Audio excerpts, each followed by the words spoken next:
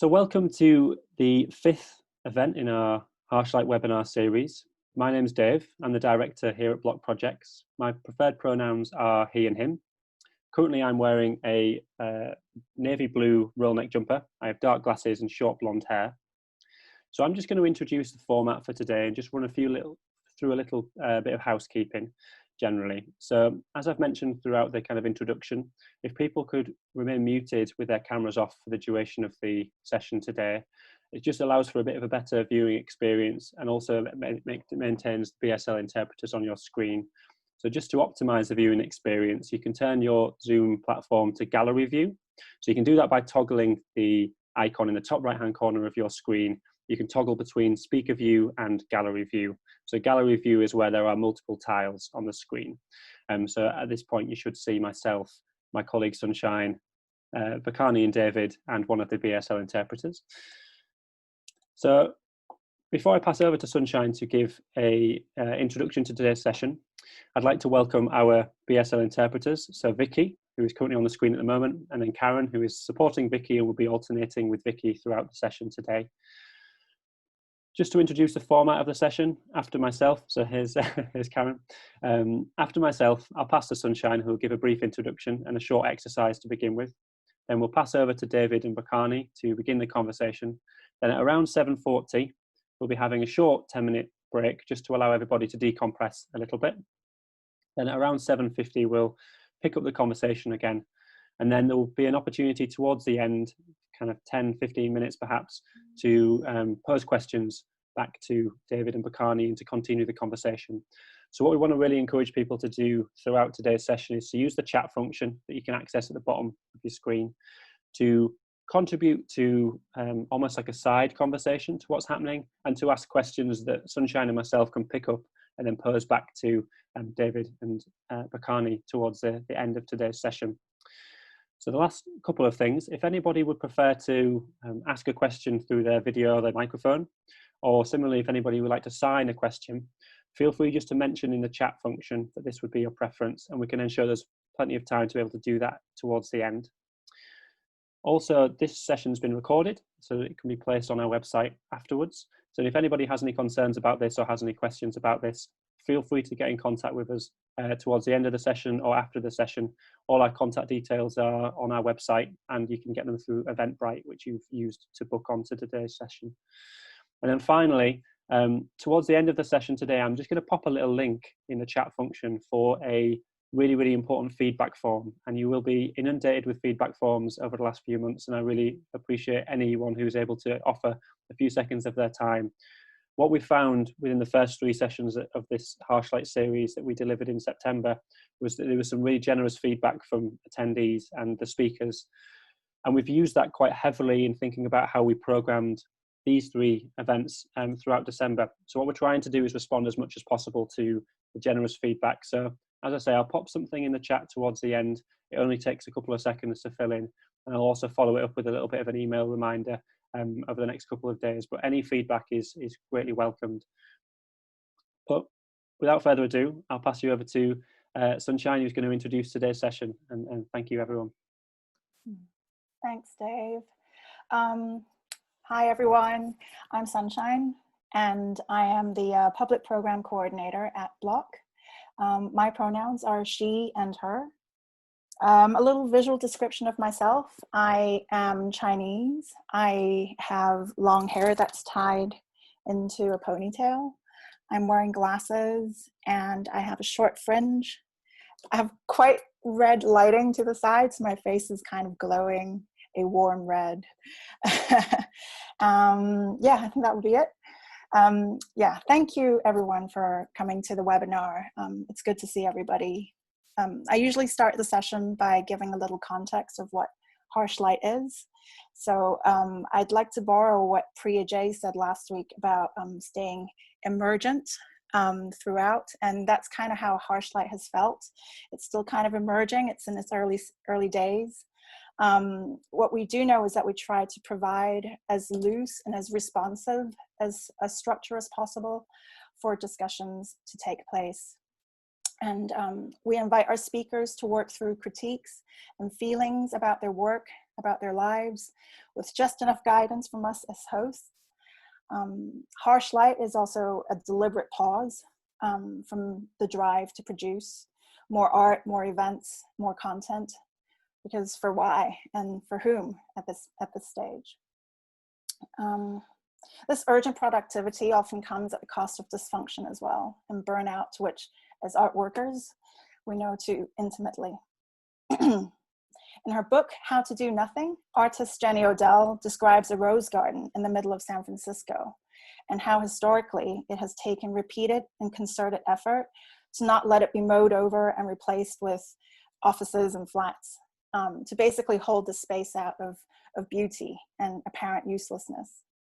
And to be fair, harsh light isn't really a nothing space, but it does kind of have a similar aspiration to want to slow down, to invite careful listening and careful observation, both of ourselves as a collective and of our environments. And these aren't aims we set out to achieve. Indeed, they emerged, as Priya so eloquently put last week. So tonight we're really happy to have David Harradine and Bakani Pickup to join us in conversation. I first came across David's work with Fevered Sleep a few years back through this amazing project called Men and Girls Dance. If you haven't seen it, I'll put up a link later in the chat so you can take a look. And Bakani also worked on that project. And more recently, I attended one of their grief gatherings. And if you've never been to one, which like me, I'd never been to one before, it's a really, really special space held in a similar spirit of wanting to slow down and listen and to observe, but specific to pain and to grief. And since we're going to touch a little bit on these subjects of pain and grief, I think this body centering exercise that we do every week at Harshlight is all the more important to prepare ourselves today. So I invite you to join us in just a small exercise. You can also tune out if you prefer to, that's totally fine. And then just join back in a couple of minutes. But if you're taking part, then if you haven't already, you can turn off your videos. Also speakers, if you prefer to do that, that's fine too. If not, you can leave your videos on. I'm gonna leave mine on so you can see what I'm doing. So stand up if you can, remain seated.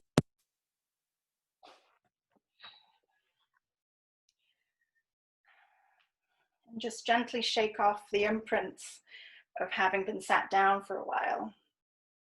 And if you're seated, I guess you can just shift a little bit and wiggle. And once you've done that, just take in the space around you, your surroundings, what's holding you in this room. And soften your gaze to look around. And let your eyes just land on any particular texture, maybe color. And just use that as a focal point to soften your eyes. Kind of think of your eyes resting back into their sockets. And also unclench your jaw. You can feel your mouth opening slightly, that's fine. And the skin on your face, on your cheeks, just dropping a little bit. All the time maintaining a soft gaze on whatever you're looking at. Keeping your arms relaxed on your sides, your feet grounded. We're just going to take 3 deep breaths and try and send that breath to wherever you want to give more attention to in your body. It can be the same place over and over. You can even put your hand on it. I'm resting mine on the center of my body, kind of where my belly is. Or you can send your breath to different places each time. So 3 breaths, deeply.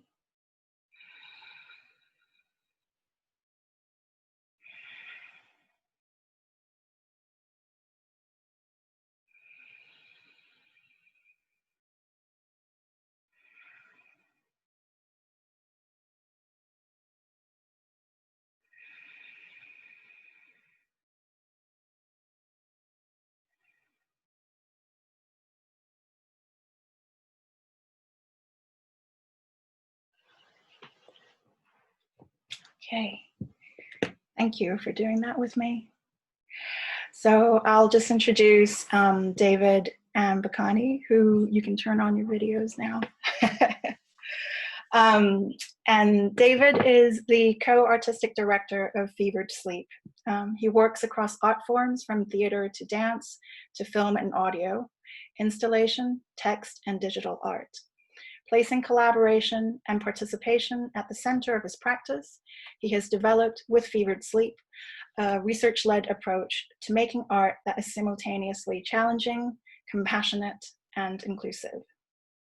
Bakani Pickup is a choreographer who creates improvisational works centered around practice and methodology on ways of being within performative structures. Previous work has been supported by Dance 4, Arts Council England, Yorkshire Dance, Kala Sangam Arts Centre, and Wainsgate Chapel.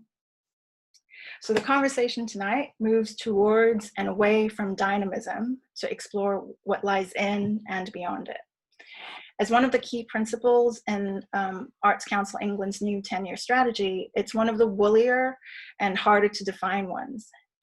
For David and Bakani, it recalls adaptability, even survival. So in the first half of the conversation, they'll be exploring that a little bit, asking what it means to adapt through voice, body, art practice, and even as a sector. And these acts of adaptability, perhaps, are they more akin to survival than they are to dynamism? So that's the question we'll be looking at tonight. Thank you.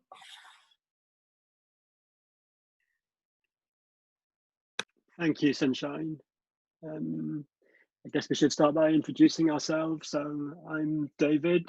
I'm a white man in his, I was about to say late 40s. No, I'm 50. I was 50 last weekend. I haven't got used to it yet. I'm bald. I've got a brown and very grey beard. I'm wearing a green jumper.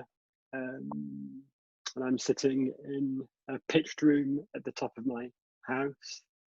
Handing over to Bakani. Hello, I'm Bakani, pronouns are he, him.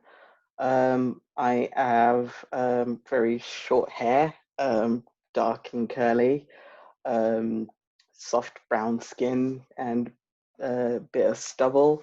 And I'm wearing a blue checkered shirt over a grey thermal. And I'm sat on a sofa very comfortably. Thanks, Bakani. My pronouns are he, him. I'm interested that I just stumbled over my own age. I don't know if you know about the process of the two of us coming to speak together as part of the series, but initially Sunshine invited me to come and take part and then asked me to make an invitation to somebody else. It felt really important to me that I wanted to have a conversation with somebody who was of a different generation to me. I'm not sure we're quite different. I mean, we are different generations, obviously, Bakani, but we've got a significant age difference. Am I old enough to be your father? I guess I actually am. I'm in denial, hence the stumble over my age and the decade that I'm in earlier. But I wanted to talk with somebody who perhaps had a different relationship to the future from mine. I'm lucky enough to be 25 years into my career. Fevered Sleep is 25 next year. That's what I've done since I graduated. So you're a little bit older than that, Bakani, but not much, I think. So my professional life is more or less the length of your life. And I thought that was an interesting dynamic to bring to this conversation. And Bakani and I have worked together before. Bakani is a beautiful dancer as well as a choreographer, and has been one of the men who has taken part in Men and Girls Dance. But in the context of working together on that project, we never really had time to talk about anything. And I've been desperate to have a proper conversation with you about life and art and being human and being animal and everything else. So this was an amazing opportunity for us to come together and have a chat for a little bit. Yeah, and Sunshine asked us to think about the Arts Council principles in the new Let's Create strategy. And I guess I was quite surprised that the one that I was drawn to was this one about dynamism, being dynamic. And I had a quick look again at that strategy before we started, Bakani, and kind of looking at the buzzwords that the Arts Council uses, you know, about being open to change and adapting to new opportunities or new unexpected risks or entrepreneurialism. And those ways of thinking, I guess what one might expect from an organisation like Arts Council. They have a purpose. They're directed to a certain audience or readership. But as an artist and as a person, actually, in 2020, when I thought about dynamism, really what I wished the Arts Council had said to us as a community of artists and arts organisations, what I would love them to say to us still, rather than "you need to be dynamic," is to say to us, "Go out and fight for your lives." Go out and do whatever you need to do to get through this. And whether this is a pandemic or a political landscape, which I think most of us in the arts find really challenging, whether this is a world in which Black Lives Matter had to happen for so many white people to suddenly start to think about something that we all should have been thinking about anyway. Whatever we might be fighting for, as an artist, I feel like that's what I want to be propelled by at the moment. Not a responsibility to a funder to be dynamic, but an urge to fight and to encourage others to fight so that we can survive as people and as communities and as a species on a planet which is really damaged. I guess that's what dynamism led me to. So there's a bunch of things we can start with if you like. Yeah. I guess what we had previously spoken about, just touching upon like the socio-political landscape. And when we initially spoke about what we were going to talk about, we discussed the effects of this socio-political landscape and the effects it has on us as people before artists, actually, or maybe as a consequence we became artists, but how the general way of adapting that we've had to take upon ourselves in order to make it through the day and life and 25 plus 25 years plus 25.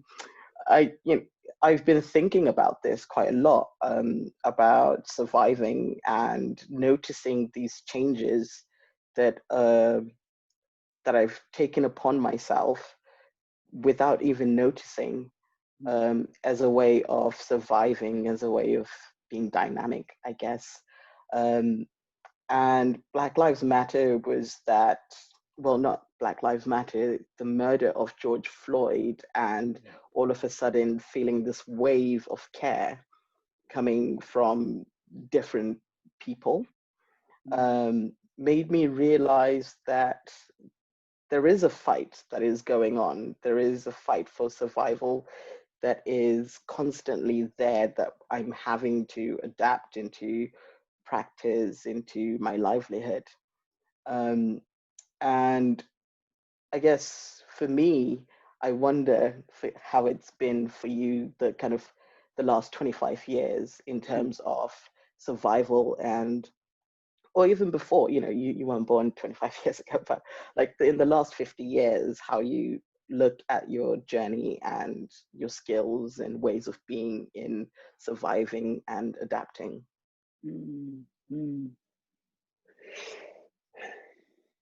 I mean, I'm really aware of my privileges. They're really, and many of them are really visible on the surface of my body. I'm a white, cisgendered British man who's had a good education that he didn't have to pay for, and who came from a stable family background. I had a lot of I took a lot of steps forward were taken on my behalf. I didn't need to make any efforts to gain the benefits of those privileges. I guess the things that I think about when I think about the journey to get here and the adaptability that you talk about, and what's had to adapt. I actually think back to prior to starting my career. I suppose I think about being from a working class family, from an agricultural community in Yorkshire. Frankly, I didn't know the arts existed until I was in my late teens. They had no significance or presence in my life. So just even on the basic level of an awareness of opportunity, class has felt like a really major factor. And it's interesting because I'm actually in Yorkshire at the moment. I moved back here a few years ago. I live in a little village not far from where I grew up, you know, as the kind of token gay, socialist, vegan artist in the village. So I wear all those badges really proudly and self-consciously as I move around here. But I'm back here, and it's really interesting being back within a community of people who don't really understand who I am or what I do, like what it means to be an artist, what it might mean to be a contemporary artist who makes projects which sometimes are approaching an experimental practice or difficult subjects. So here I feel out of place, but for 20 years before I moved back to Yorkshire, I lived in London, where I was too rough around the edges, too brash. Like my working classness was a problem. You can probably hear my accent is really soft. I don't have a broad Yorkshire accent unless I'm talking to my family when it comes back. Because if I don't go broad for my family, I'm too posh and southern, and if I'm too broad in London, I'm too northern and working class.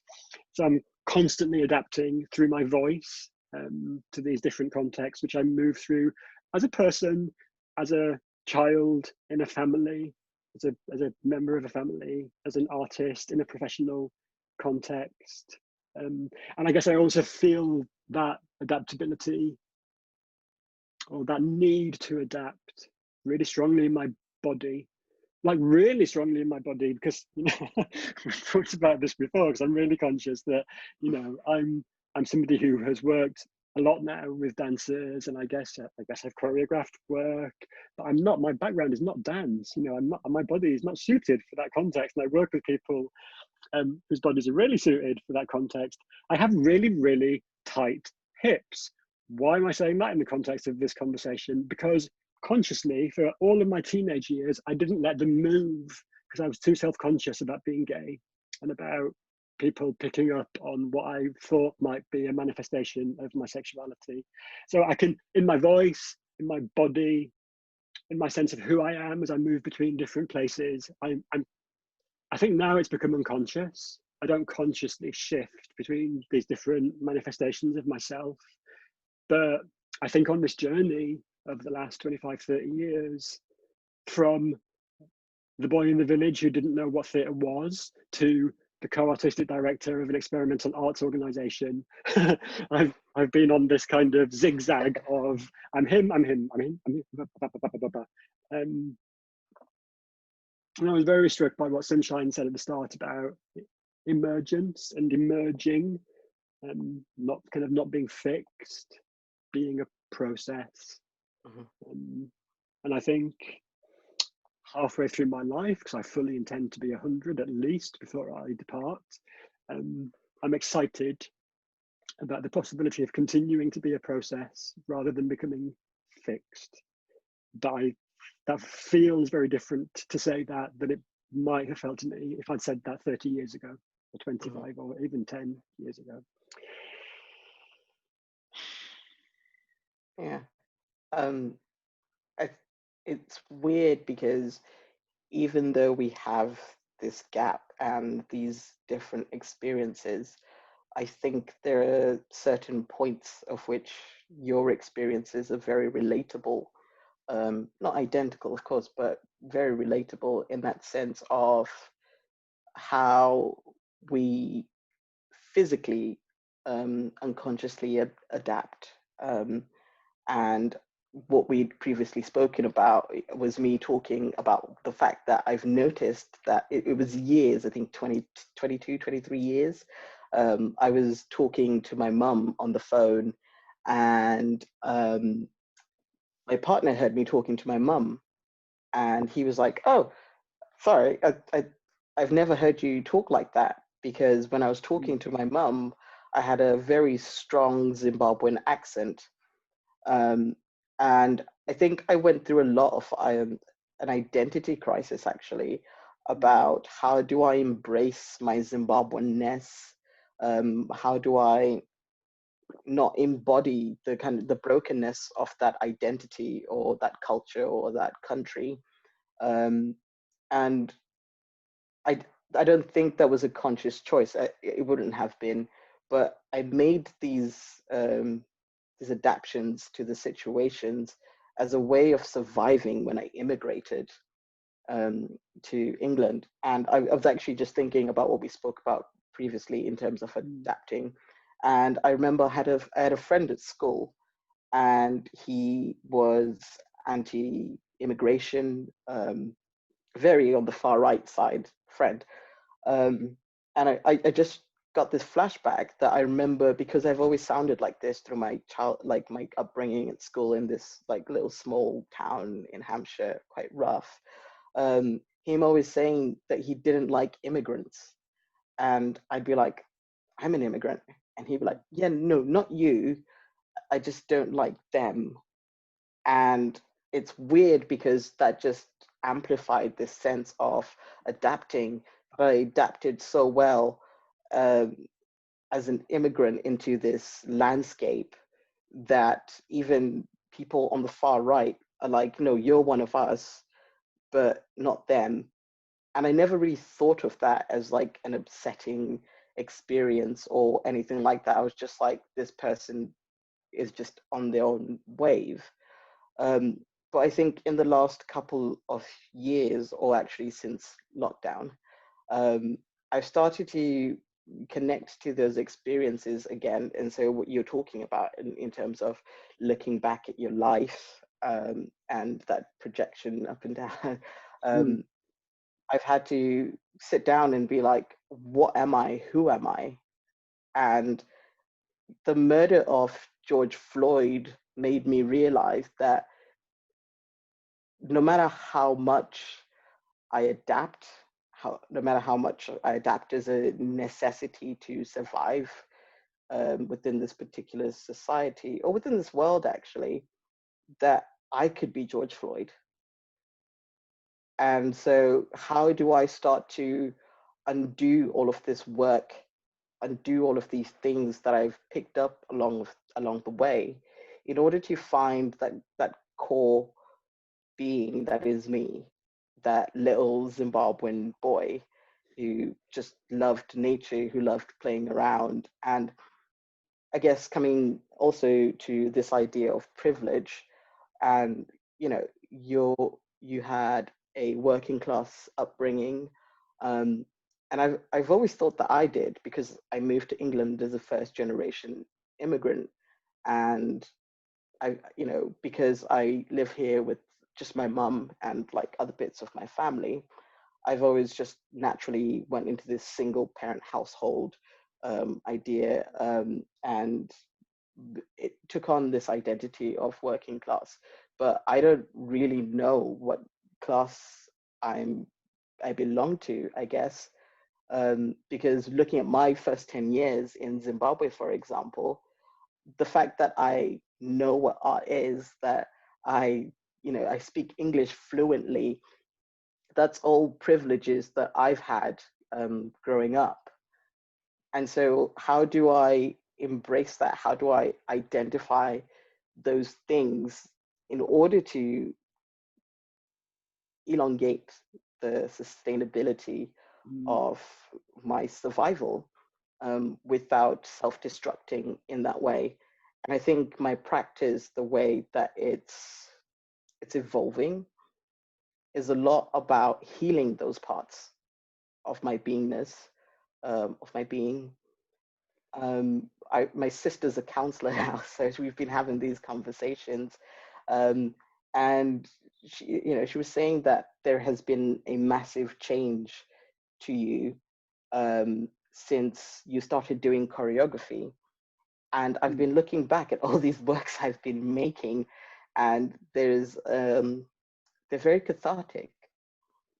They're me kind of releasing all of these frustrations and all of these experiences, and they're a reflection of where I am as a person. And that's a connection that I've only made recently. These small acts of survival, being an artist for me has become a way of surviving. And it feels really hard to then go into this arts council kind of strategy and then have to try and survive again. Yeah, wow. Because you've used that phrase before, talking about small acts of survival. And that sense of accumulation, like this, and then this, and then this, and then this, is, I find it such a powerful image, or kind of rhythm, a rhythm of survival. Because there's something about the idea of surviving which feels kind of epic, monumental and epic, like he survived, he got through it, whatever it was. But when you talk about the kind of endlessness, I guess relentlessness of the need to perform small acts of survival, which go on and on and on and on, I find that a much more, I recognize that rhythm, that as a rhythm of survival, much more. There's something that one has to do over and over and over again. It's not about a strategy. There isn't a strategy for survival which one can execute. There are acts of survival which one can perform and hope that they perform something which might heal or might pave the way for a different future, or that might fend off violence, or that might create glimmers of a life that we want to live. I mean, I just think it's such an amazing way of thinking about it. And when you've said that before, I've been really struck by it as a way of thinking.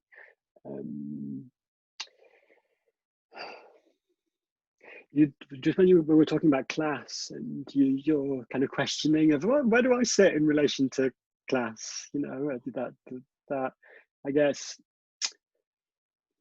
for me, when I think about that, and I don't want to linger too much on class, perhaps it's maybe not where we should spend too much time, but I'm much less interested in thinking about definitions of different class strata, you know, layered in a social system. You know, what did my father do when I was 14 is of relevance on a statistical level, but it doesn't tell me anything about how I live my life. He was a plumber, and and what? I still know nothing about plumbing. I guess for me, what makes me understand that I'm working class, or that my background or my heritage or my family is working class, is that I am constantly on the edge of a like a gulf, or an abyss even. Like there is always a rift between me and something else. When I inhabit my identity as a, I guess, successful artist who lived for a long time in London, is part of a community and a structure, there is a rift between that and my family. They don't understand it. And if I bridge that big chasm to get to my family because I love them and I want to be with them as their son and their brother, I don't feel like I'm myself anymore, because I have to change my voice. I have to change what I talk about. I edit myself and censor myself. And it's, I don't know, this feels, yeah, actually I was just going to say that, and that's exhausting also, trying to jump over that chasm, that big hole in one's life is really exhausting. And that jumping over also feels like a small act of survival, and it's relentless, and it's a lifelong endeavor, which I don't think people who are born into families who understand what it might be to be an artist I don't think one experience, I can't speak for other people's experience, and I speak from my experience, but I wonder if that chasm exists in the same way. But of course, as soon as I say that, I think, yeah, but we all have chasms between ourselves and others of all sorts of shapes and sizes. But my chasm, I suppose, is related to class, it's related to sexuality, and it's related to my politics, which do not align with the politics of many of the people that I most love in the world. And that's a real massive source of grief in my life, that I'm estranged from the people that I love most through that. Yeah. But yeah. No, I was just going to say that these small acts of surviving, I've been thinking about this as a way of living, but also I think in hindsight, after like a dinner that I had with my mum and sister, about the way that I adapt or change my way around them to kind of suit these Zimbabwean cultures, these ways of being, or changes that I have or create within myself in order to fit in, so that I can embrace that love in a way that is understandable, that I understand, that they understand. There is that mutual agreement of that. And I guess that's sort of like a thought for me that's just occurred about acts of surviving isn't necessarily about being okay or being in these places, but it's also about getting the love that is needed. Yeah. I see Sunshine's here. Yeah. Before we started, Sunshine said, "I'll appear when it's time to stop the first half," and you're probably look I know. surprised. We both look surprised. I'm here. No, I wish I didn't have to pop up like this, but it's helpful to have a little break for our signers as well as for everyone to kind of digest all the amazing things that have already been put across. These notions of small acts of survival are really resonating personally, as well as in the work that we're trying to do at Bloc. And it's really great how you've taken this notion of dynamism and really kind of applied it in such a different way to like just these daily acts of adapting and changing, and how that translates to these bodily levels.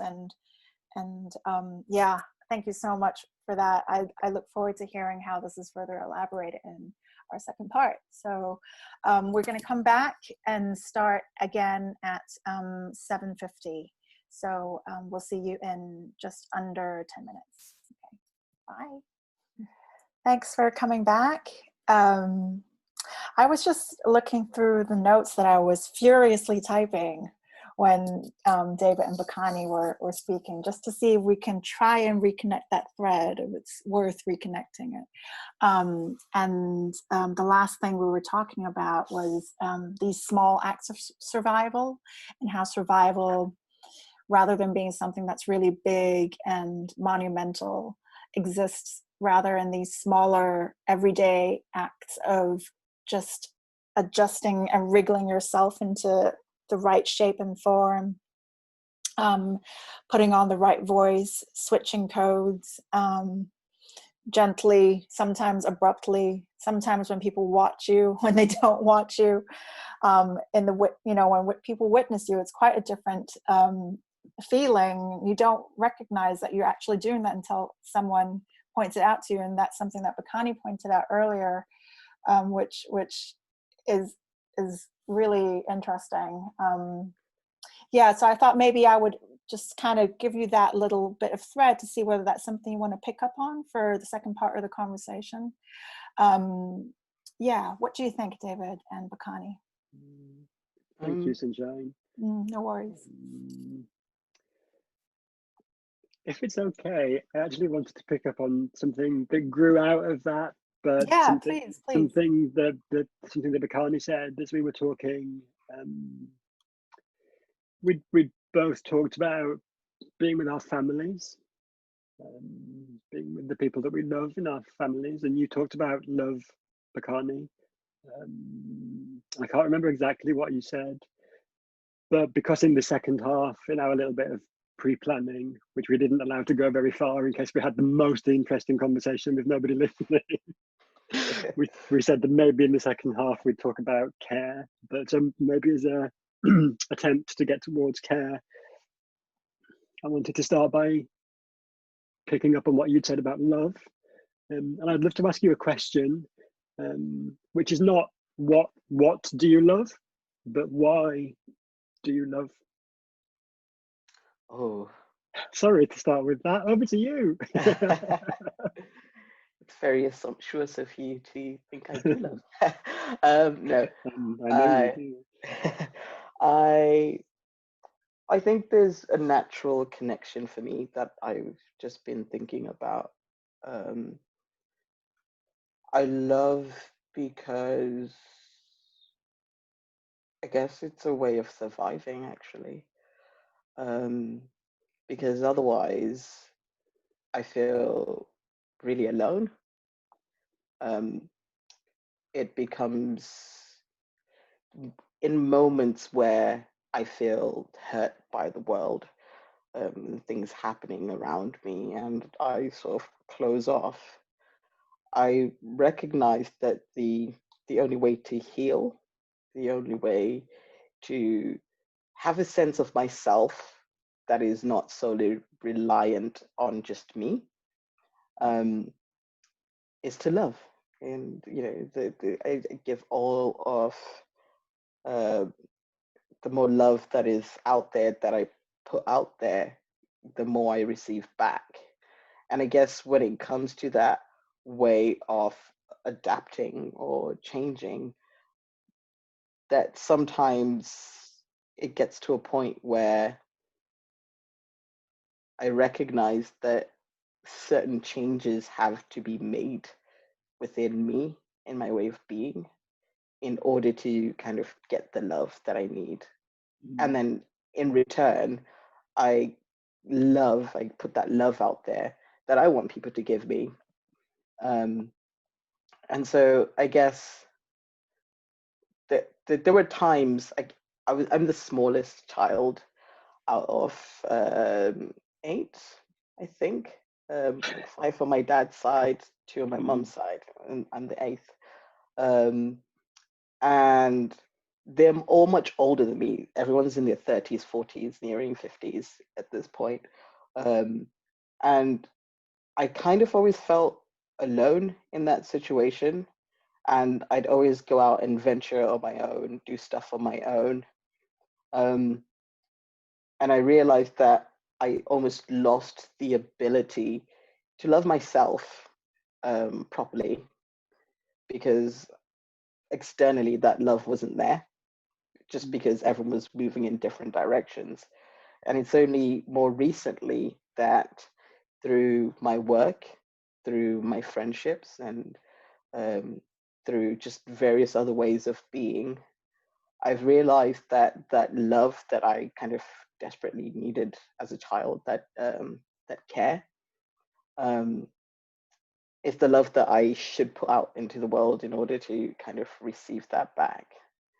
And so I guess that's my why, to look after that little boy that kind of felt that gap in kind of since I was 10 to like now, more recently. When you turned your camera off earlier, that little boy appeared. Yeah. Just for 2 seconds, do you mind turning your camera off? Because I would love to see him again after what you've just said. Thanks. Yeah, wow. As you were talking then, that's all amazing, Bakani. Also, do you know, it took me right back to kind of where we started with this question of dynamism, or my interpretation of that, go out and fight for your life. Because I wonder what would happen. I wonder what would happen if those investment principles in that strategy from Arts Council were love, survival, I don't know what else they might be, but what would it mean to have an arts practice or a sector, a set of organizations who were brought together because of their practices of love through art, or art as a way to love and to be loved and to make love and to express love and to shout and fight tooth and nail for love and for the right to be loved. Because on a human level, on like a personal level, of course, what you just said was so beautiful and powerful. And sorry, then when your picture came up, I thought I was going to cry. And what might it be if that was if that was the principle to which we were all asked to work? What would what would our practices look like? And for a lot of us, and maybe for you, and hopefully for me, maybe our practices wouldn't look that much different. I don't know. Because I guess certainly for Fevered Sleep, for the company which I co-founded with Sam Butler 25 years ago, I think what we've come to realize relatively recently, actually, it took us a long time to work out that, yeah, we wanted to be artists, and yeah, we wanted to have a practice, and yep, for sure, we wanted to have lots of opportunities. But really what we wanted, and what we're really clear about, what we want our work to do is to produce love, to produce care, to produce compassion, to produce curiosity or attentiveness that might lead to those things like love and care and compassion. And you know, it's interesting, I guess, that you and I first met when you came to work with us on Men and Girls Dance. And I think right at the heart of that project is an attempt to bring two very different kinds of people together in a space in which they perform and produce care and love for each other in a way that can feel quite problematic, because it's problematic for men to love children outside of certain structures of family or professional responsibility, perhaps. But I think that project really made it clear to me and Sam that all we want our work to do is to draw attention to things where we think there is a lack of care or a lack of love. And I don't know if that's very fashionable. I don't know if that's really where we should be pressing the button of just justifying our existence as an organization. But I also feel that making spaces that insist upon care and compassion and love is not, to me, it doesn't feel fluffy. To me, it feels radical and political. Like who and what do we care about? Because in talking about care, I suppose I think about what I care about and also what I don't care about. I don't care. I couldn't care less. I feel like my responsibility as a human, actually, and I'm lucky because I've got some opportunities as an artist to be able to do this. My responsibility as a human is to try as much as I can to care while I'm here, whether that's caring about you enough to want to have this scary public conversation with you, whether it's caring about certain sorts of people I feel not paid enough attention to, who don't have enough attention paid to them, whether it's like caring for non-humans or caring for a planet or whatever it is.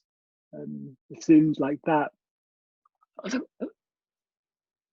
I was about to say, otherwise, why survive? But I pulled myself up because sometimes why survive is simply in order to survive. And it's a huge privilege, again, to be able to say that what I care about is care, because that's 1,000 steps beyond what I care about is just fucking surviving, you know? So it's complicated.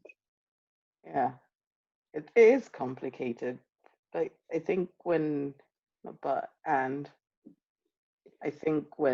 these things aren't complicated, when we have these principles that are centered around, I think someone said, compassion for each other and looking after each other and supporting each other and sharing love, then it simplifies itself, because if we're all working, I believe, towards the same goal, which is community and what that means, and this really safe place, then everyone's got each other's backs, which means maybe sometimes surviving just to survive doesn't have to be what some people feel is the only thing they have.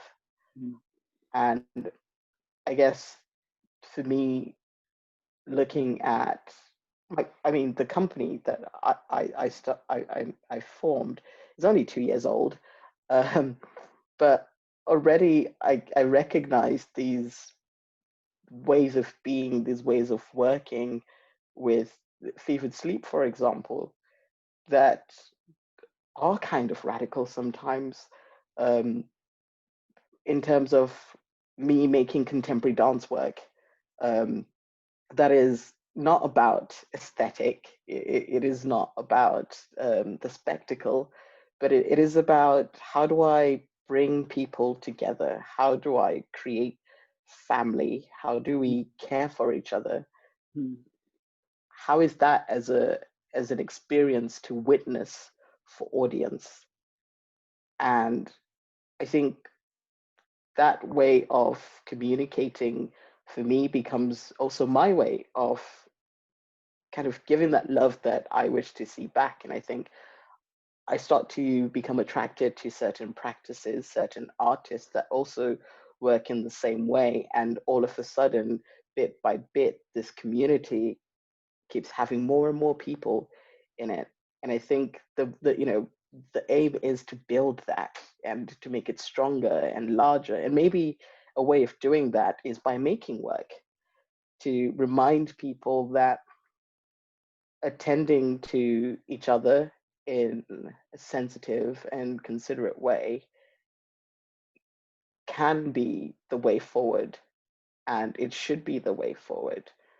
I guess when I look at me making and how I'm making my work, I was thinking about what it is that I am communicating. What am I trying to express through this way? Why is care so important? And I realized that it's a lot to do with acts of grieving. Like all these things that I feel our industry has lost, that people around us have lost. I try to rebuild that in the studio in order to put it back out there into the world. How do I let go of what contemporary dance has done to my body, what the European lifestyle has done to my body, what it's done to all of us, what it's done to the world? How do we undo that? How do we come into the studio and just dance, just celebrate, liberate ourselves?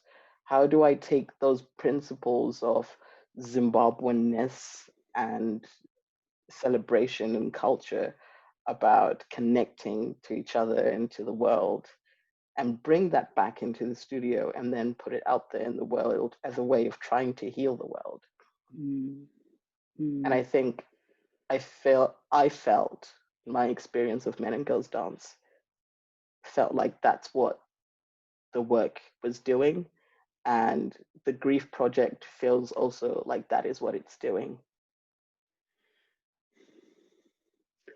Yeah, just as you were talking, when you introduced the kind of idea of grief, or the experience of grief and loss and grieving, into what you were saying then about your practice and yourself and your experience of being in your own body, in your own context, the image that flashed up for me again was that image of a chasm that we are constantly at risk of falling into, and that we have to somehow jump over or skirt around, or I don't think we avoid it.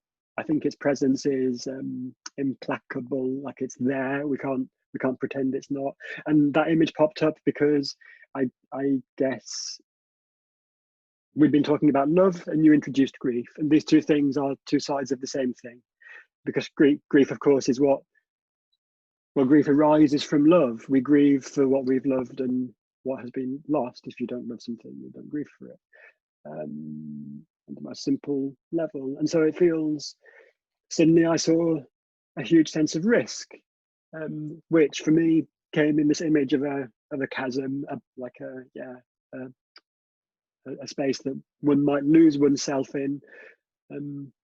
Because if you really commit to making work which is about care and love and compassion and solidarity and friendship and kindness and attentiveness and adoration and celebration, whatever it is that we call it, I mean, that comes with a huge risk, because you approach all of those things with your chest torn open and your heart hanging out and your skin flayed from your body, and or not. Maybe you don't need to do that. Maybe it doesn't need to be that extreme, but that feels like a risk, that if you really want to make work which is a manifestation, if we mean you, Bakani, or we artists, or we humans really want to live through acts of love, the risk with that is that we see how much loss there is already, that we're trying to love in the face of, and that loss, maybe it's a chasm that we can fall into, maybe it's a wave which will overcome us and knock us off course.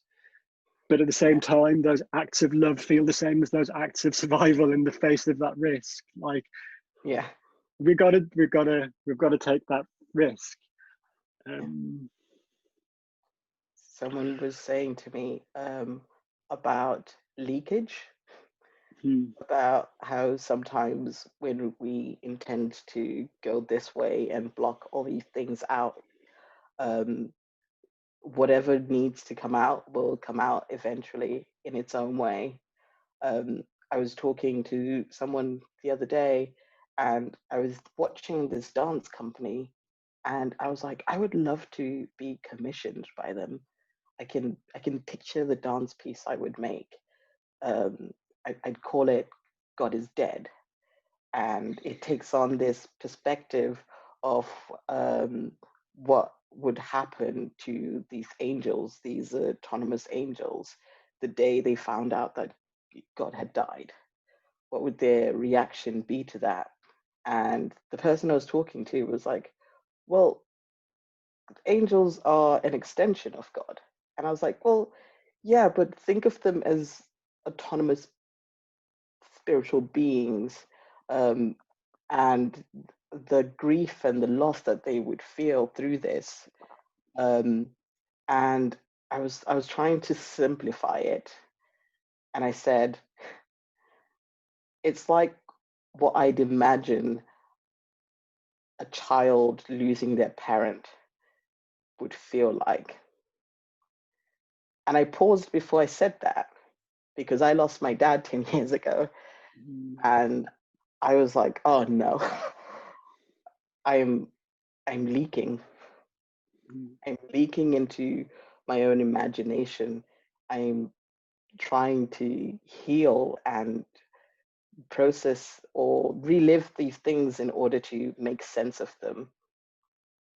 And I think that's where grief has brought me. And there are a lot of things that I've got my fevered sleep grieving badge. I took my jacket off because it was getting too hot, but I've got my fevered sleep grieving, and I always wear it because I feel like I am always grieving. And it's hard to let go of that grief. And so maybe it is okay that my work is about that. And maybe it is okay that my chest is wide open and my skin is flaring, and I'm saying, this is who I am, because grief is unique and so is creativity. So why not just put that out into the world? And it is a risk, because sometimes it's not what needs to be said or what needs to be seen, but it's something that we all as human beings can relate to. grief. And I read something where someone said, as a species, human beings, as a species, we know how to die. And I think about that and these small acts of survival. Maybe they're because of that sense of knowing. We know how to die, therefore these small acts of survival, these acts of survival and adaptability emphasize that. And maybe our practice is also part of that. Yeah.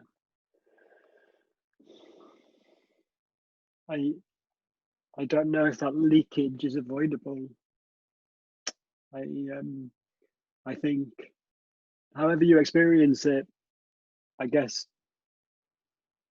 when I think about that, you saying that, I think that your sense of leakage of your own grief, your father, your own self, as Bakani pick up in the world, that little boy, his mum's third child, who grew up in Hampshire, but has a strong Zimbabwean accent when he needs to, or when he speaks to somebody who he really loves.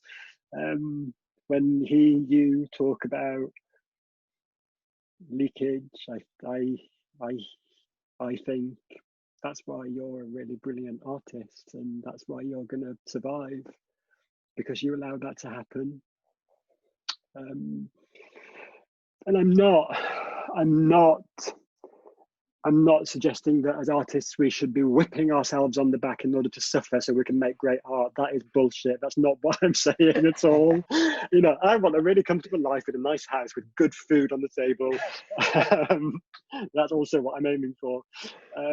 But to be prepared to take that risk, to be open enough in your own body and your own heart for your true self to seep out into your work. I mean, yeah, again, like dynamism. What? Like, I don't know. If there is an image of something which is dynamic, it's the image of you seeping out through your own sense of self into your work. And that work will be glorious because of that. I'm so excited about it. I'm so excited for you. And Sunshine's come back. Hi. I feel like such a third wheel. Or some kind of wedge that suddenly, like, where everything grinds to a halt. But I do have to come in because I'm really enjoying listening to this conversation, and everybody who has taken part in the chat, thank you so much for all your thoughts and questions. So I do want to kind of introduce some of these things into the conversation. And I've just written some notes here based on what's cropped up in the chat. And maybe I can just kind of throw this out and see where it goes. What Andrew Bracey has said earlier on that I thought was quite interesting was why are words and forms still the only way that Arts Council England decides on what it supports and not other means, including visual and audio and so on, which I thought was a really fantastic question. Just because precisely how you ended it just now too, David, where you're saying dynamism, what? Like it's so woolly and it doesn't get to the heart of the matter. It's like everything that isn't that we've been talking about tonight that actually is like what stirs us. I guess drive was another word that Andrew had mentioned. And I guess that's the second question, but maybe let's just tackle this first one first. Yeah, why? I mean, it's not something we can answer in any kind of concrete way. Why ACE has is still stuck to this paradigm of words and forms. So maybe we can kind of discuss it. I can be included, but if you'd rather just talk between you, that's fine as well. But yeah, this notion of maybe doing something visual or audio or in a different sort of sensory way. How does that strike you? I think the reason from my experience or for my perspective, that things aren't done in such a personal, human way is so that organizations and funding bodies and institutions and the capitalist model can detach from that. And how do you hear an audio track of someone applying for funding to make work about their life, their suffering, and you hear that and you go, no, that's not worthy of being made. Mm. I think that, you know, this way of choosing applications, of applying, is so that there is distance, because it's just words that people read, and it's easier to say no to words. It's easier to not see the human being behind that, I think. And I'm saying this because I see this in applications that I've written recently, where you spend hours, if not weeks, writing application, not to name anyone, but you know, you put this application out there and then you hear back and it's just like, sorry, we're not giving you anything this time. We're not going to offer you any feedback. And it's just a huge gap between the amount of work and time and effort that people put into writing these things. But it's just words on paper, and hundreds of them. So that responsibility for caring for other human beings, I think, is removed from that situation. And maybe that suits capitalism a lot better than it does human beings. What an amazing way to put it, and it's so understandable and succinct too. It really does kind of bring a different texture to how I've been wrestling with this idea of super impersonal approach of funding body perspective and art worker lives, which is something I've been trying to put together in this Harsh Light conversation. But Bakani, thank you so much for putting it into those words. It's this sort of level of care that is, let's use that wedge analogy again. It's like driving that necessary wedge between this funder, you know, trying to decide all what is worthy, as you were saying, versus, well, everyone is worthy of having support. Yeah. So yeah, thank you for that. Is there anything else you'd like to add as well, David, to this? No, I think what Bakani said is brilliant. I guess I think it's important. Just, and I'm adding to what you said, Bakani. I'm not trying to push back a tip, not at all. But the Arts Council is an organisation which is run by people, and those people have to work within the structures of the organisation that employs them. And absolutely, how could one hear Bakani's beautiful voice talking about grief and survival and hope and his own future as an artist, and then stamp the declined stamp on the application? But of course, that's what those people have to do. So yeah, I think what you said was brilliant, Bakani, because in supporting certain things, there's an implication, not an implication. There's a statement: this thing deserves to exist. This thing deserves to survive, and therefore those things do not deserve to survive. But I don't think it's kind of as simple as that, because the real problem is that there's a fundamental structural failure in the UK to support the arts and any other sector of society properly, so that those kind of choices have to be made. This artist will survive, this one will go hungry, this person will live, this one will literally die. And there is nobody within the Arts Council who makes a choice like that carelessly or recklessly. They're as victim to that system, I think, as any of us are. Thank you.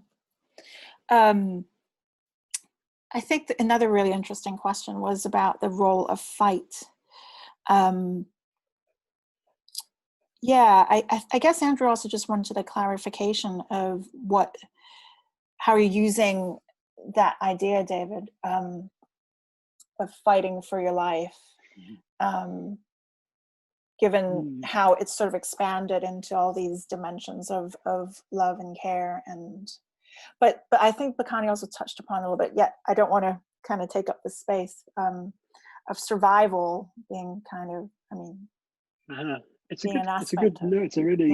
really good question. And I think, you know, fight for your life is a phrase which I introduced, which has got an implication of something violent, of course, in it. And I do think that we're encouraged to fight. We're not encouraged, we're forced to fight for survival. There's something gladiatorial about it. I want my application to beat your application. I want to get my hands on that resource because there's not enough for both of us or for all of us. We're forced to fight to survive. So on a kind of, to pick up on Bakani's way of thinking about that, which I totally agree with, there is some sense of that fight, which is sadly a fight, which we're forced to enter into. It becomes a horrible spectacle of us fighting each other because we're forced to, at the same time as trying to collectively care and love for each other and love each other. I guess I think there are also ways of fighting which refuse that kind of physical aggressive model, fighting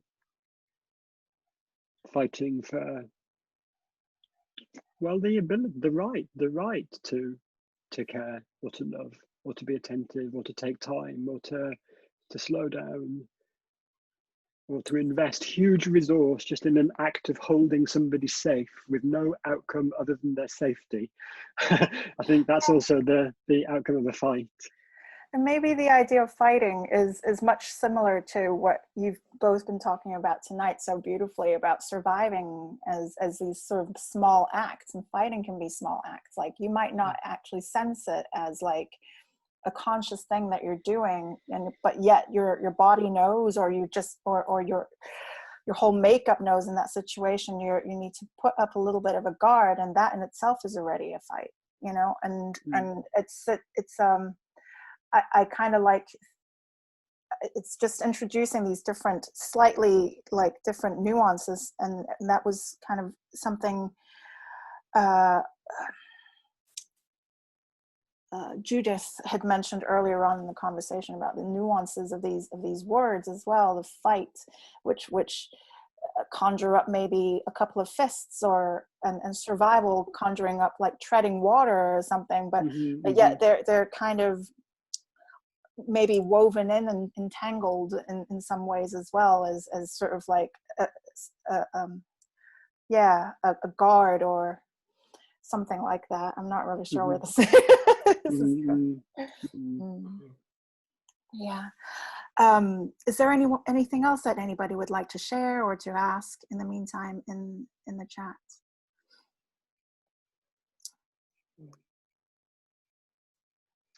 Okay. I think that would be about it then. It's like actually a few more minutes. Would you like to oh yes, go on. We embrace awkward silences here in Harsh Light, so please do take your time to write, or if you want to sign, then just let us know.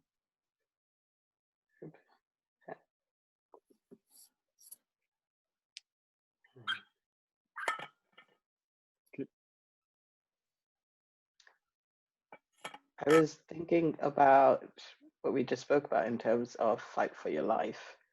And I was reading, I keep saying this, I've had a lot more time to read because of lockdown than I normally would.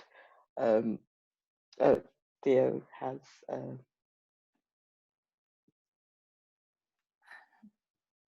I'll read it out. Shall I read it out loud? Sunshine, could you read it out? That would be great. Sure, okay. Wondering about how to manage the need to develop a thick skin when needed after the ripping open chests. Survival, in this sense. Yeah. I think this is something that I spoke about recently, so I guess I have something on the top of my head about that. I was watching a documentary about the process of making by a rapper called Kendrick Lamar. Yes.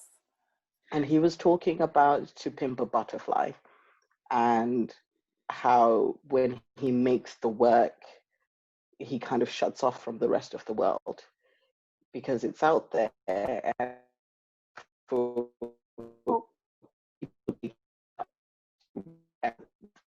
with that.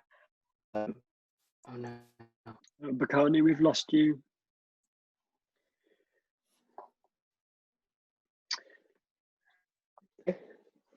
Well, you're coming back slowly, Yeah. stuttered forms, but could you?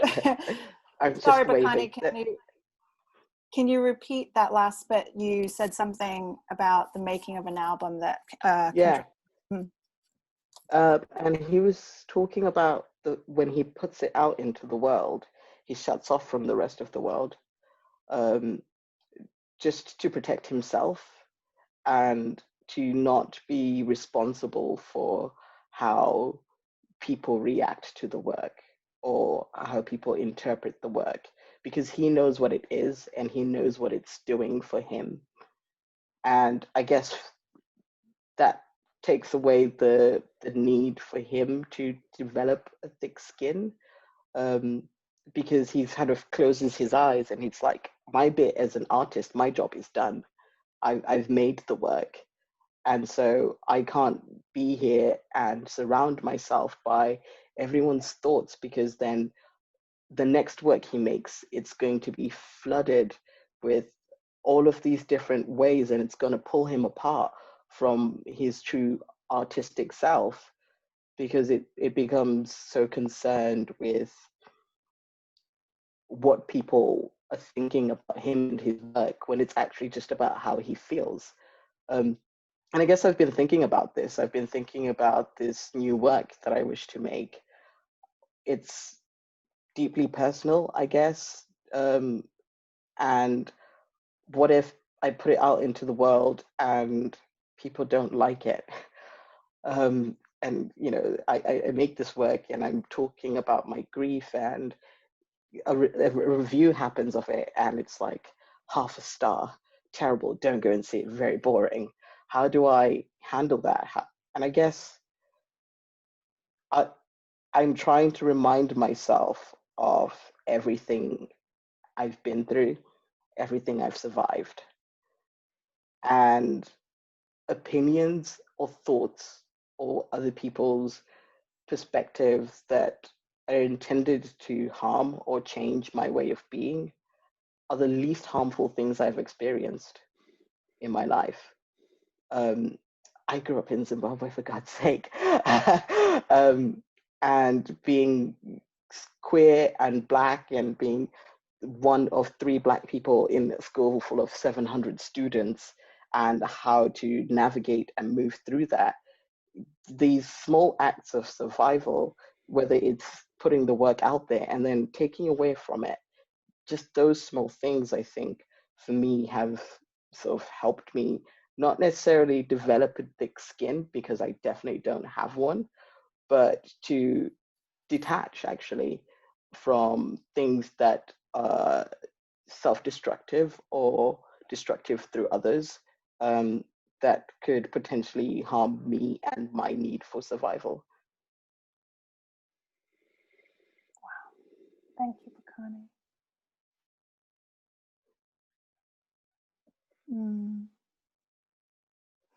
David, do you want to respond to either what Bakani said or to the question itself as well?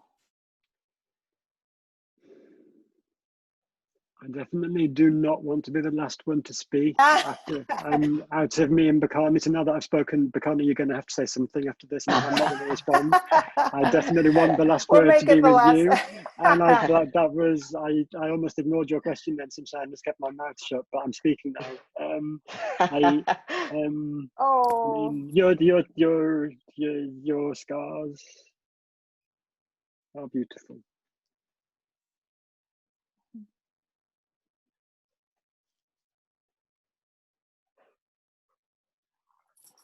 Thank you, David. thank you.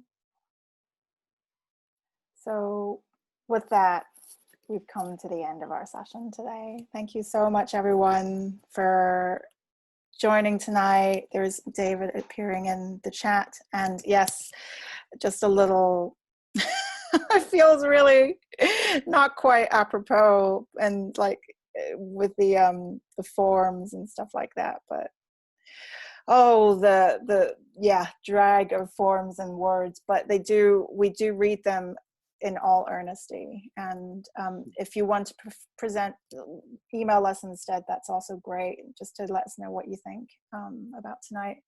That would be really helpful. But yeah, otherwise, thank you so much, everyone, for coming tonight, taking the time out to sit in front of the screen with us. I hope it's you've enjoyed this.